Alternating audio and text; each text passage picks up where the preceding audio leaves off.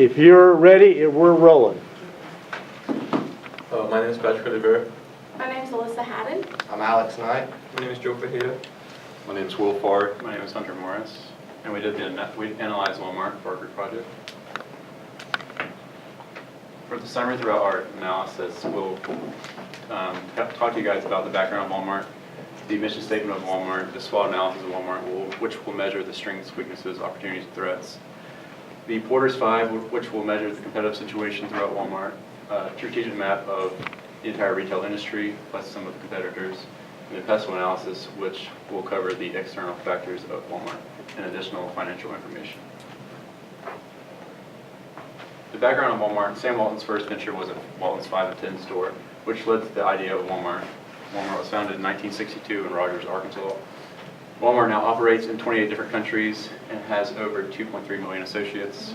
Walmart has a market share of around 14.9%, 14.29%, and Target holds around 2%, which you can see how big Walmart actually is. Walmart specializes in general retail, auto, pharmacy, and grocery. All right, so just a little bit of background on what is a mission statement. Basically, it's just a statement of why the company's in business, how they plan to operate the business, and what the company stands for. If you really want to break it down further, there's 3 factors. They really got to separate what's important and what's not to them. They got to make sure they're in the right markets, and they have to create a sense of direction that the whole company has to follow. So Walmart's mission statement is to save people money so they can live better. This statement mirrors the ideas of the founder, Sam Walton, and I actually have a quote by him when he won the Presidential Medal of Freedom from President Bush in 1992 that really shows his ideas and what he thinks and why they have this mission statement today. The quote is, "If we work together, we'll lower the cost of living for everyone. We'll give the world an opportunity to see what it's like to save and have a better life." And like I said, I think that just really goes hand in hand with their mission statement and the core values of Walmart today. They've implemented this statement to their culture by offering lower prices than any of their competitors. They have recently started investing in their employees by wanting to raise minimum wage, offer more maternity leave, and they offer like a one-time bonus of $1,000 for some employees. And then they have a lot of policies and procedures that help guide the company and make sure they stay in line with this mission statement. So we created a SWOT analysis in order to understand Walmart's leading position in the retail industry, and also to show how they got competitive advantage over their competitors in the US and the global market. So in the next slide, I'm going to talk about Walmart's strengths, weaknesses, opportunities, and threats. So Walmart's strengths relate to their company size and its resource. Their biggest strength is that they are the largest retailer in the world, as they have 11,000 retail units in 28 countries, and they share fixed costs over many products while still benefiting from economies of scale. And because of that, they're able to set affordable price to customers at a great price while still getting profitable margins. Their weaknesses relate to their cost leadership business strategy. They're focused on selling low-cost products to get competitive advantage. The biggest weaknesses is that they have a generic business model that focuses on that is easy to copy and has no differentiator from their competitors. But on the other hand, it can strongly affect them in the long run, as they can lose the market share of customers who have low sensitivity to prices. And their opportunities relate to their ability to invest in their e-commerce industry so that they can continue to grow. Their biggest opportunity is to expand their online presence by selling online products so that they can gain market share of customers who enjoy online shopping.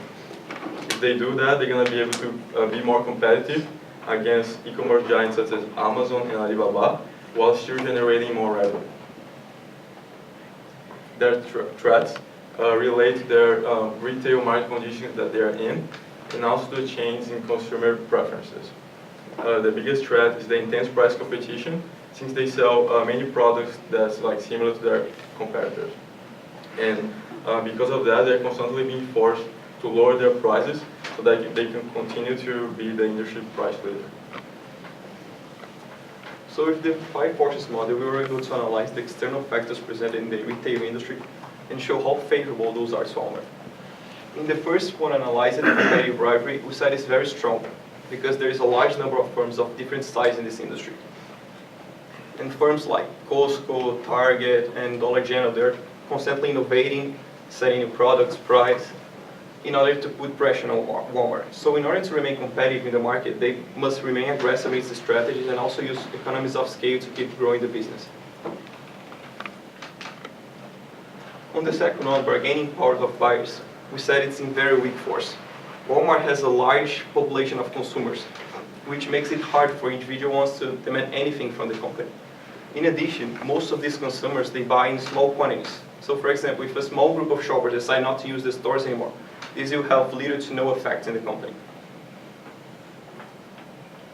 For the bargaining power of suppliers, we also said that Walmart faces a very weak force. As the biggest retailer in the world, they buy a huge amount of products to sell in its stores. So it makes the competitive environment between the suppliers very strong. They all want to enjoy the high profits from these transactions. So because they have a high availability of suppliers and the fact that all of them want to make business with Walmart, it makes it easy for them to set the agreements in these negotiations. On the next one, threat of substitutes, we also said it's in very weak force. Walmart offers thousands of products in its stores, as well as substitutes for these products. So it's kind of irrelevant on this matter for them. And on the last one, threat of new entrants, we said it's a moderate force because the retail industry is in high demand. So it becomes very achievable for new firms to enter the market, even in the presence of giant companies like Walmart and Costco. They can enter the industry and compete in convenience, location, deals, and etc. In addition, we are also seeing a lot of business trying to expand to new horizons, and that should serve as a warning to companies like Walmart and Costco. So in order to prevent those new entrants from being successful, Walmart has to keep innovating with new products and services. This will not also attract new customers, but also motivate the old ones to keep using the stores. So for our strategic map of Walmart, we grouped the different stores by the divisions of retail. And so we grouped them by boutiques, specialties, general stores, and then discount stores, which is where Walmart is. And the number of product categories, you can tell that Walmart has more. And then as customer service goes up, you can tell that boutiques have more. So Walmart's major competitors in the retail market is Target. And as Hunter mentioned earlier, Target is still way less in the financial range. So Target's focus is on having smaller quantities since they can't compete with Walmart's major quantities. But they have similar products, but better quality products. And they struggle to compete with Walmart's very low prices and high volumes. And then their main competitor of the supermarket industry would be Dollar General, because Dollar General focuses on being in secluded locations where Walmart's can't be, really, and having very low prices. But they also struggle to compete with Walmart's discounted rate when purchasing. So the PESTEL analysis looks at what factors affect Walmart's operations, specifically political, ecological, sociological, technological, economic, and legal factors. The current political factors that affect Walmart's operations the most is the trade war with China, along with the upcoming election in 2020. Walmart's management should stay up to date on the political environment revolving around these aspects. Recently, Walmart has ramped up their green initiatives, specifically to decrease water usage, improve animal well-being and greenhouse gas emissions by their producers, and to increase aquatic sustainability. Usually people think that when you're trying to improve green initiatives and make the company more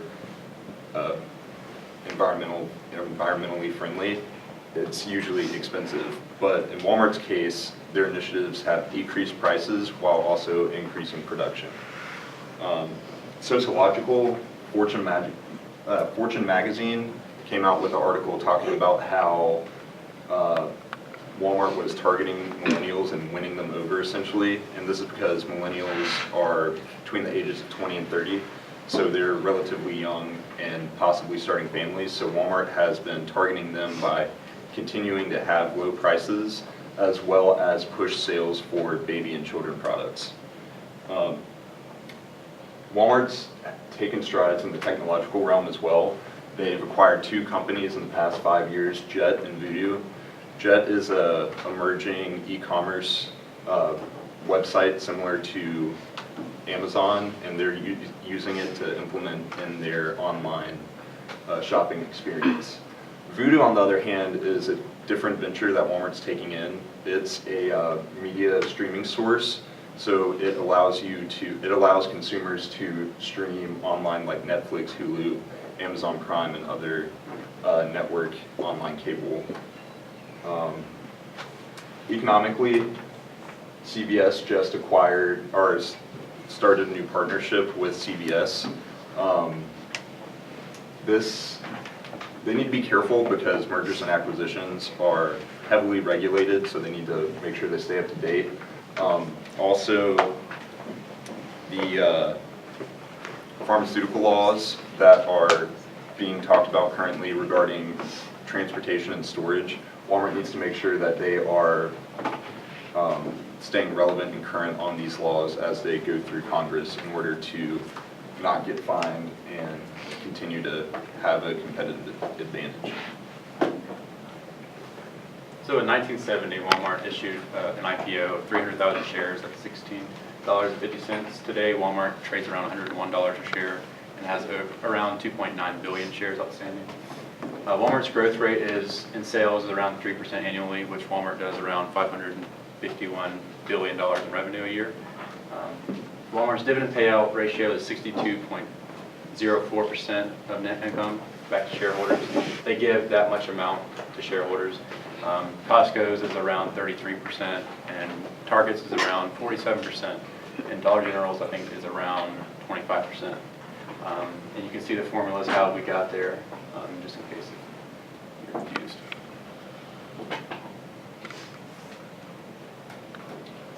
Any questions about the presentation or any of the analysis presented?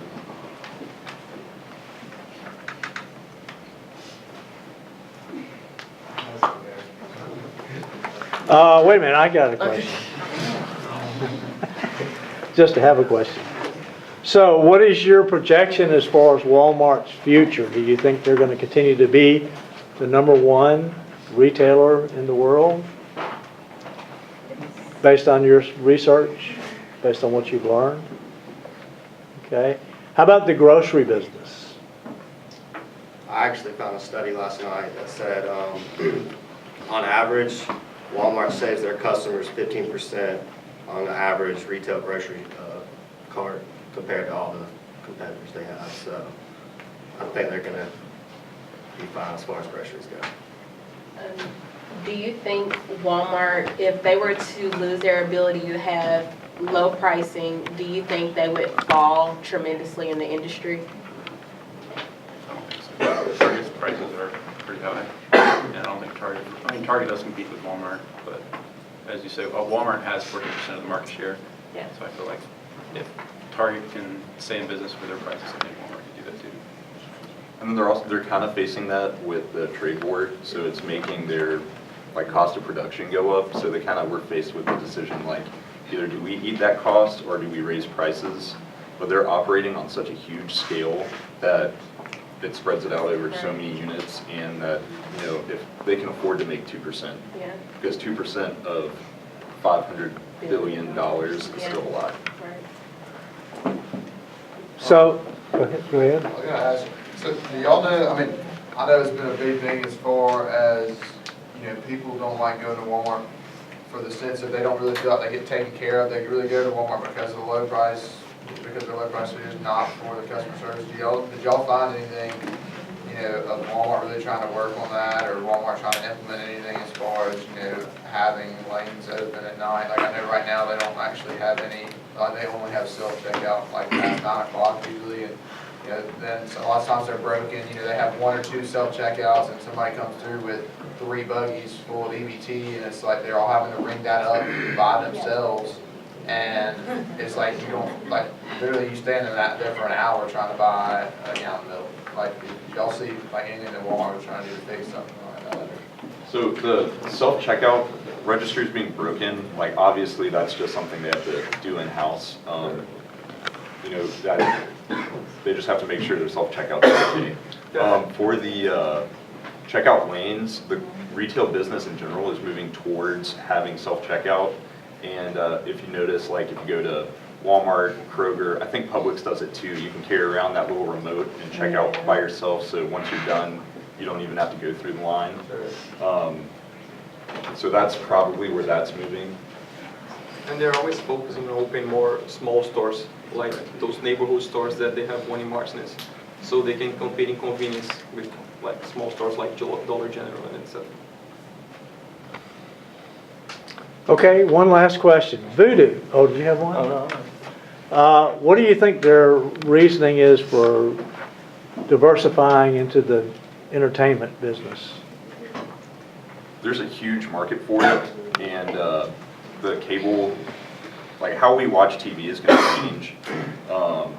So by getting a head start and trying to push into the market now, they can begin to compete and acquire more companies as the cable network switches over to online streaming as opposed to like owning a cable network. Okay. Anybody else have a question? If not, thank you. Great presentation.